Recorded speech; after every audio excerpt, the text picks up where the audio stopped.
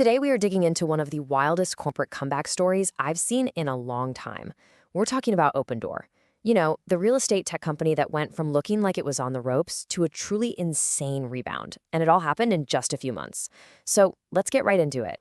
So, that number you're seeing, that's not a typo. That is the actual mind-boggling rally Opendoor's stock went on from its absolute lows back in the summer of 2025. A number like that just makes you ask one question. What on earth just happened here?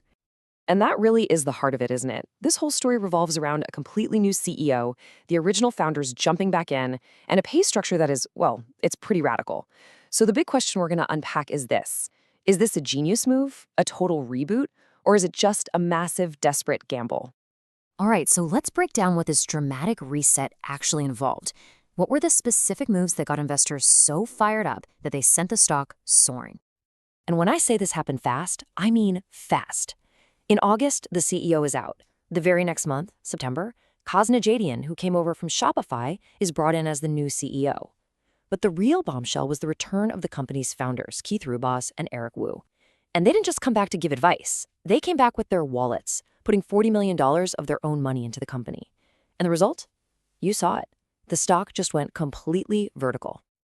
The company itself gave us this quote, and it really tells you everything about their new philosophy. This idea of going into founder mode. So this wasn't just about shuffling executives around. The goal was to get that original, hungry, innovative energy, that founder DNA, back into the very core of the company when it needed it most. Okay, so founder mode sounds cool, but what does it actually mean? What are they going to do differently? Let's take a look at the new playbook. At the absolute center of this new strategy are these three words: AI-first company. Co-founder Keith Rubas is a huge believer in this. The idea is to use their years of proprietary data to make their AI engine the best in the world at valuing homes, pricing them right, and just making the entire customer experience way simpler and faster. So it really boils down to this three-part plan. First, you go all in on that AI pricing engine. That's their secret sauce. Second, you build out the marketplace with things like financing and title services to bring in fee revenue that's more stable than just flipping homes. And third, you become absolutely ruthless on costs. Keep things lean, keep inventory tight. Now for what might be the most fascinating part of this whole story, something that really screams things are different now. And that's the new CEO's paycheck or lack thereof. I mean, just look at this comparison. It tells you everything. The former CEO had a pretty standard package. 750 grand salary, big potential bonus. The new guy, Kaz Nejatian, his base salary is $1. A single dollar, no bonus. His entire potential paycheck is tied to one thing, and one thing only: making the stock price go up. It is the definition of having skin in the game. So how does a guy with a $1 salary get rich? Well, here's how. He got a massive grant of what are called performance-based stock units. But, and this is a huge but, they're worthless unless the stock hits and stays above some really ambitious price targets. We're talking hurdles that start above $6 and go all the way up to $33 a share. If, and only if, he hits all of those targets, that grant could be worth up to $2.8 billion. He makes nothing unless shareholders make a ton of money first. So yeah, you take that pay structure, you add in the founders dropping $40 million of their own cash, and the message is crystal clear. This new leadership team wins only if the average, everyday shareholder wins too. It's a total alignment of interests.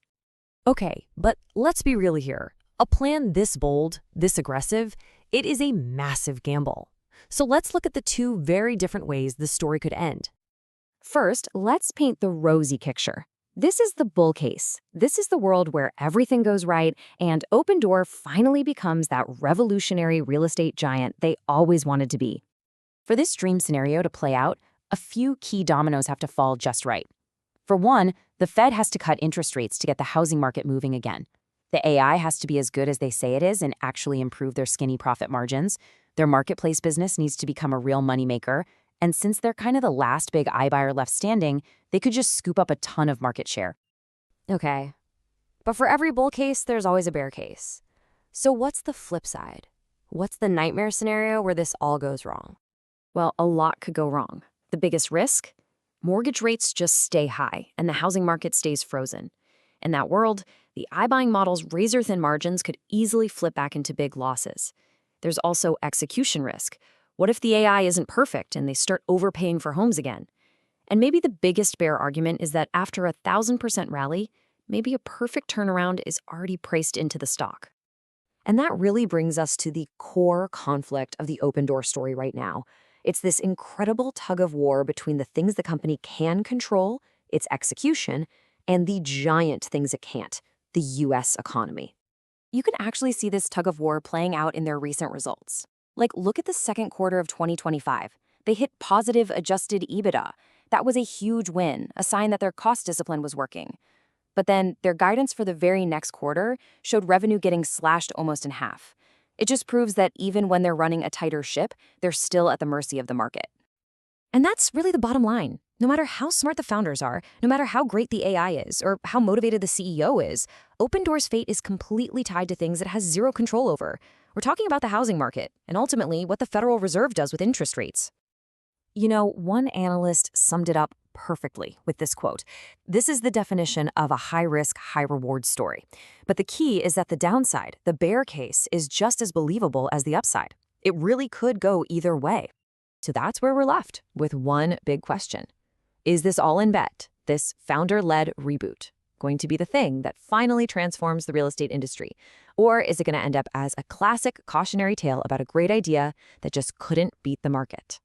I guess we're all about to find out.